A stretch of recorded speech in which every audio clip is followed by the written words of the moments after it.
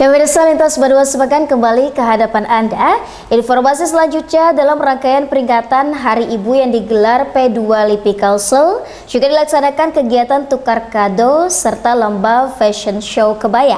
Pemirsa, selain itu momentum peringatan Hari Ibu turut dirayakan PAUD Terpadu Al-Madinah di kawasan Gambut untuk menanamkan rasa cinta terhadap orang tua lewat proses mencuci kaki sang bunda yang berlangsung hikmat dan haru.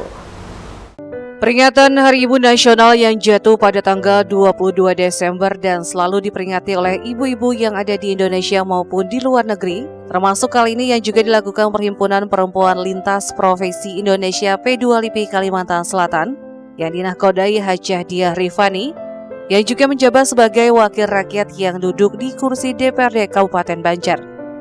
Kali ini pihaknya memaknai Hari Ibu dengan berbagai kegiatan sosial, keagamaan, dan kemasyarakatan, seperti sebelumnya dalam rangkaian menggelar ziarah ke makam pahlawan, pemberian keterampilan bagi kaum perempuan di Desa Arenio, seminar parenting, dan pada puncaknya P2 LIPI Kalsel kembali menggelar kegiatan edukasi kepada kaum perempuan, yakni menggelar talk show bersama Komisi Hukum dan HAM, membahas Undang-Undang Tindak Pidana Kekerasan Seks yang digelar di salah satu hotel di Banjarmasin Rabu siang kemarin. Memaknai Hari Ibu sendiri menurut Ketua P2 LIPI Kalsel Diah Rifani, bukan sekedar menggunakan kebaya, akan tetapi mampu meneruskan perjuangan kaum ibu di kehidupan sehari-hari. Itu tadi, seperti yang aku sampaikan di dalam sambutan, bahwasanya kita memaknai Hari Ibu ini tidak cukup hanya dengan berkebaya, tetapi lebih kepada bagaimana kita meneruskan perjuangan para kaum ibu yang terdahulu sehingga menghasilkan diputuskannya bahwa Hari Ibu tanggal 22 Desember tersebut itu adalah perjuangan beliau. Melalui peringatan Hari Ibu ini diharapkan bisa memaksimalkan peran ibu dalam kehidupan sehari-hari. Dalam kegiatan ini juga dilakukan penyerahan buket bunga kepada perempuan inspiratif.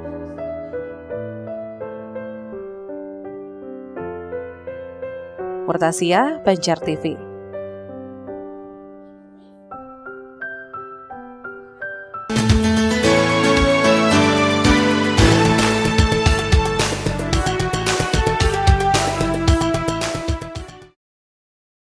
Sementara itu, dengan kegiatan peringatan Hari Ibu tahun 2022 yang digelar di DPW P2 LIPI Kalsel yang diisi dengan salah satunya talk show bersama Komisi Hukum dan HAM membahas Undang-Undang Tindak Pidana Kekerasan Seks, menurut Ketua Pelaksana Nawang Wijayanti, diharapkan mampu memberikan edukasi eksternal dan internal kepada kaum perempuan, khususnya kepada peserta yang hadir dalam acara tersebut, betapa pentingnya payung hukum yang sudah disahkan pemerintah terkait perlindungan perempuan dan anak. Terutama bagi ibu-ibu dan kaum wanita, betapa pentingnya payung hukum yang sudah diresmikan dan sudah dicanangkan oleh pemerintah.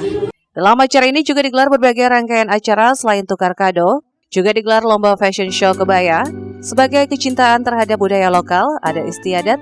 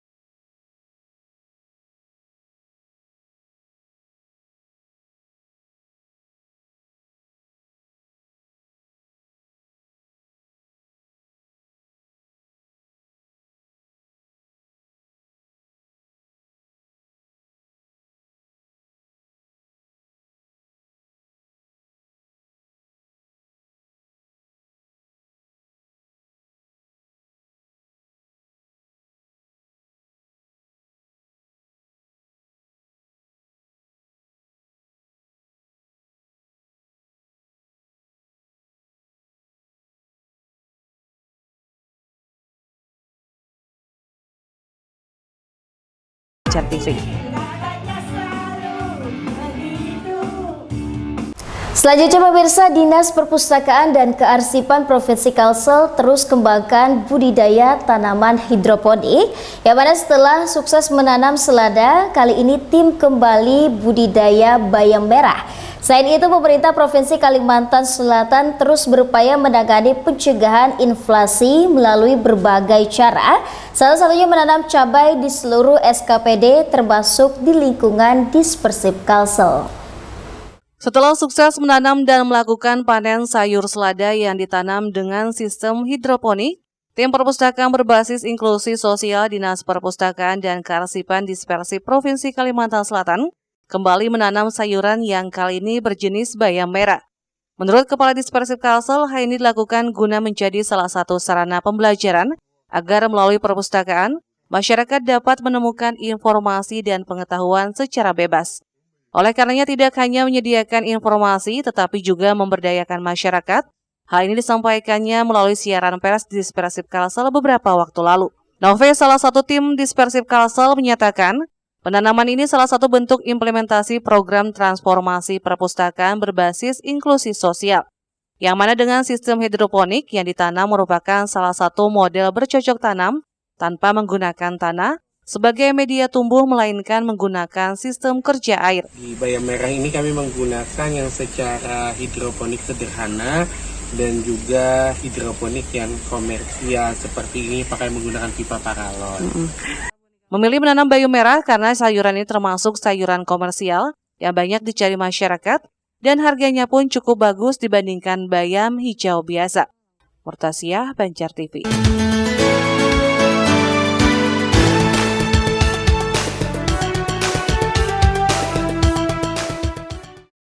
Sementara itu, tim perpustakaan berbasis inklusi sosial Dinas Perpustakaan dan Kearsipan Dispersif Provinsi Kalimantan Selatan mengaku terus berupaya mengembangkan budidaya menanam dengan memanfaatkan air hidroponik untuk mengedukasi pengunjung. Pengembangan ini mengadopsi dari berbagai referensi buku yang ada di Dispersif Kalsel untuk mengajak masyarakat memanfaatkan halaman dan bahan bekas dalam menanam sayuran. Karena menurut Nove, mengedukasi masyarakat tidak hanya lewat buku, namun juga bisa melalui budidaya tanaman sayuran. Adanya perpustakaan tidak lagi sebagai tempat membaca buku, artinya tidak hanya untuk mencerdaskan bangsa, juga untuk mensejahterakan. Kami kan mendapatkan sumber bacaan untuk budidaya hidroponik ini sangat banyak buku-bukunya yang tersedia di perpustakaan. Dari situlah yang mendasari kami untuk mencoba untuk membudidayakan sayuran di hidroponik ini. Program transformasi perpustakaan berbasis inklusi sosial ini dapat menambah wawasan dan keterampilan para pemustaka yang berkunjung. Perpustakaan berbasis inklusi sosial merupakan perpustakaan yang memfasilitasi masyarakat dalam mengembangkan potensinya dengan melihat keragaman budaya, kemauan untuk menerima perubahan, serta menawarkan kesempatan berusaha melindungi dan memperjuangkan budaya serta hak asasi manusia. Murtasiah, Banjar TV. Ya pemirsa, semarak final Piala Dunia Qatar 2022 terasa di seluruh wilayah. Banyak tempat yang menggelar nonton bareng, termasuk bagi DPC Partai Persatuan Pembangunan Kabupaten Batola yang dihadiri ribuan warga. Inilah informasinya untuk Anda.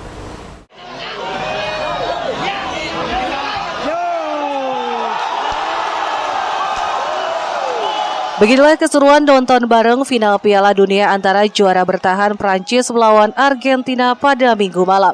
Sejak pukul 20 WITA, ribuan masyarakat memadati sekretariat DPC P3 Batola di Jalan Handil Bakti, Kecamatan Alalak. Laga sengit yang tersaji antara Messi dan Mbappe yang menjadi mega bintang di masing-masing tim memang menjadi daya tarik tersendiri bagi pecinta si kulit bundar.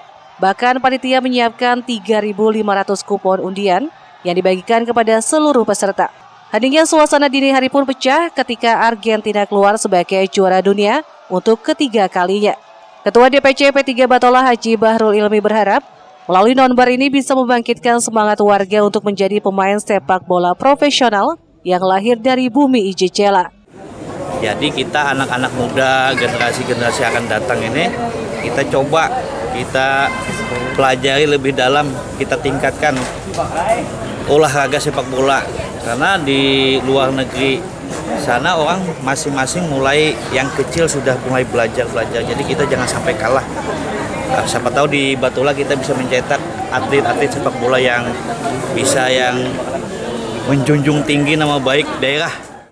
Dalam kesempatan ini juga dibagikan puluhan hadiah bagi penonton yang beruntung, mulai dari kompor gas, smartphone, televisi, kulkas hingga mesin cuci. Eko Anggoro, Banjar TV. Pemirsa, tuntas sudah perjumpaan kita di Lintas Banua Sepekan edisi Ahad 25 Desember 2022. Saya Mirat Nahar beserta tim redaksi undur diri dari hadapan Anda. Tetap jaga kesehatan dan tetap semangat. Sampai jumpa. Wassalamualaikum warahmatullahi wabarakatuh.